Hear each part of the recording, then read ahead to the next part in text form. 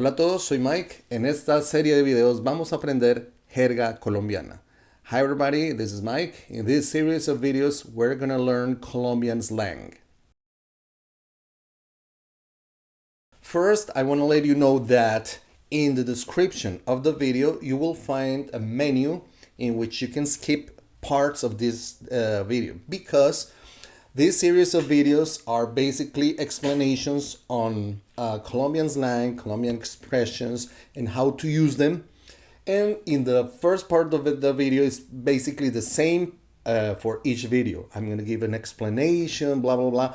And then you can skip, if you check the menu, you can skip all these explanations and go straight to the part in which I explain the expression, the word, the idiom for the video in particular. So now that you know, check the menu. If you already understood or if you already watched previous videos in which I give this explanation, then you can skip this part.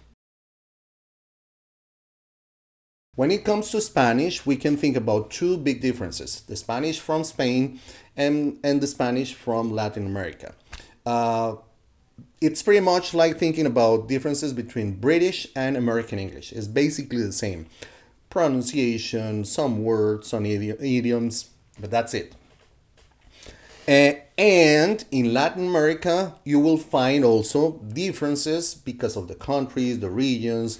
Let's say there are expressions or idioms that are used in Mexico that might sound different in Colombia, or words that may mean something in Colombia and perhaps in Argentina are different. So that's basically the thing. But overall, the Spanish in Latin America, it's pretty much the same. And maybe you have noticed this when you go in let's say in the platforms Netflix, Amazon's, and HBO, and so if you want to choose the language, the spoken language, it says Spanish and Latin American Spanish, which is basically the same. And usually those are translations made, I think, both in Argentina and Mexico. That's it.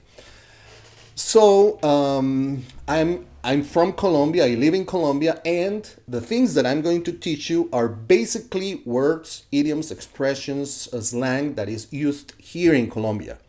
You might hear those words, idioms, slangs, and stuff in different countries.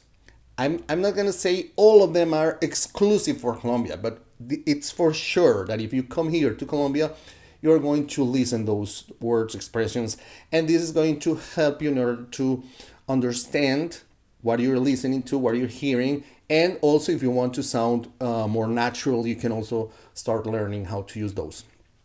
As a piece of advice, if you're planning on going and moving to a country in which Spanish is spoken, the idea is for you to make sure the Spanish that you're going to learn is basically adapted to the place you're living. So let's say if you're learning Spanish from Spain and you want to go and move to Mexico, well, it's gonna help. But then you're going to go again and start learning some things about maybe pronunciation. Pronunciation might make a difference, but also the words and stuff. So if you're planning on moving to Europe, focus on Spanish from Spain. If you're planning on moving to Latin America, any country in Latin America, then go for Latin American Spanish. And once again, in this video, in this series of videos, I'm going to teach you how to talk, how to understand Colombian Spanish. So I think that's going to be it for the explanation. So let's start with today's word, sentence, phrases, idioms, slang. The word Catre, in Spanish, in Colombia. I don't know if it works the same in other Latin American countries, but a Catre is a bed, like a small bed, like a cot. And we use the word Catre to make reference to a bed. It can be like a it can be if I want to tell in a bad way, cama, bed, Catre. It's not really a good thing. It's a Catre. is not really a bed. It's pretty much like a small bed. Catre. But when somebody is good at sex, we call is a catre. Oh, es un catre. It's a catre. Um, be careful because when we use curse words, we use catre as an adjective for the curse word. So we say catre to say four times that catre. But when we use catre as a noun, we either mean a bed, small bed, a regular bed, or a person who's good at sex. So catre. So let's talk about this with my friend David. Una vez más, contando con la compañía del sin igual y siempre igual, David, a.k.a. el Pollo Sarmiento. ¿Cómo va la ¿Qué vida, se David? dice?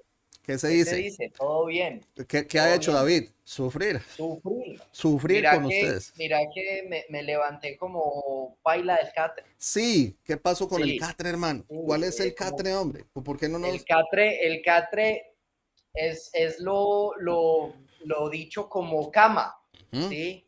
La cama, el Catre viene siendo como la base de la cama, ¿no? Perfecto. Si yo voy a hablar de una cama grande, bonita, con un buen colchón, ¿puedo referirme a ella como Catre? Sí, uy, qué Catre. Hmm.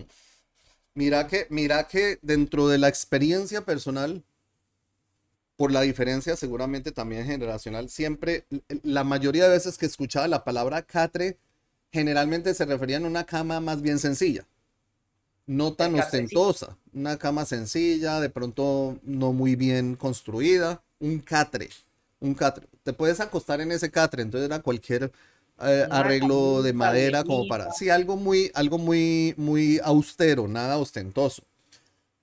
Pero sí, tiene razón, el catre en la cama, el catre en la cama. ¿Qué tanto escuchas ese término catre como para De hecho, referirse a muy cama? rara vez. Rara vez, Muy rara vez, rara muy vez. rara vez ¿Será yo, que ese término tuvo un apogeo en algún momento hace unos años, se usaba mucho y se ha dejado? claro, claro, yo creo que lo que de pronto es la generación de mi papá, la generación tuya, Claro, utilizaban mucho este término porque de hecho yo no conocía ese término hasta que vos me lo mencionaste, Catre, eso ¿qué te es, iba a comentar.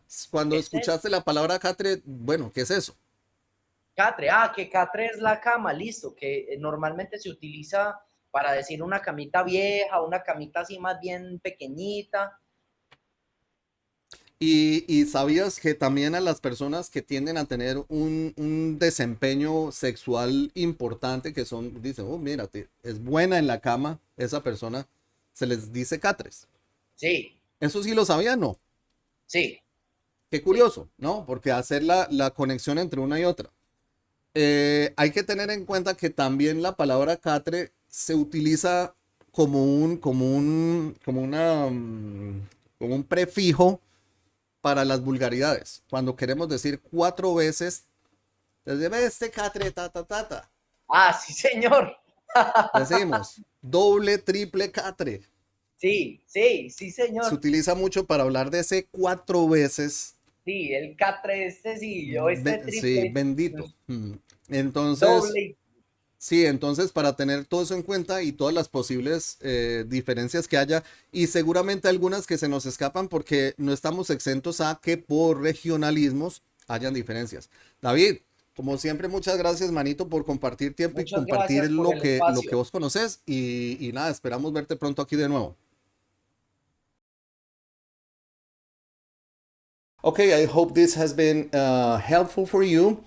Luckily, it's going to help you in order to know more about the culture, the words. Remember, practice makes perfect, but also perfect feels good. So don't worry about getting too perfect, but practice it enough in order to acquire the skills. In order for you to, whenever you listen to somebody speaking and maybe saying this slang, this word, or whatever idiom expressions, you're gonna know what's that about. So I hope you like this video. If you like the video, you know what to do. Please share with your friends in your groups and social media. And if you haven't yet, please subscribe to the channel. That's gonna help us grow. And also, it's going to let you participate in the chat in the during the live streaming classes. Only subscribers can participate in the chat, so you can ask questions, blah blah blah. So and also you're gonna be updated about the new videos that I'm posting every week. I really enjoy this process. And I really appreciate your support. And that's the reason why we also created the membership program. We have 3 membership levels available for you. You can check that further for further information if you want to go further. But don't worry, I really love this process. I enjoy this process of sharing knowledge and the things that I know that might be useful for you in your learning process. So hopefully I'm going to see you in further videos. Keep on studying, keep on learning, and nos vemos pronto. Sigan aprendiendo, sigan estudiando y sigan adelante. Bye bye.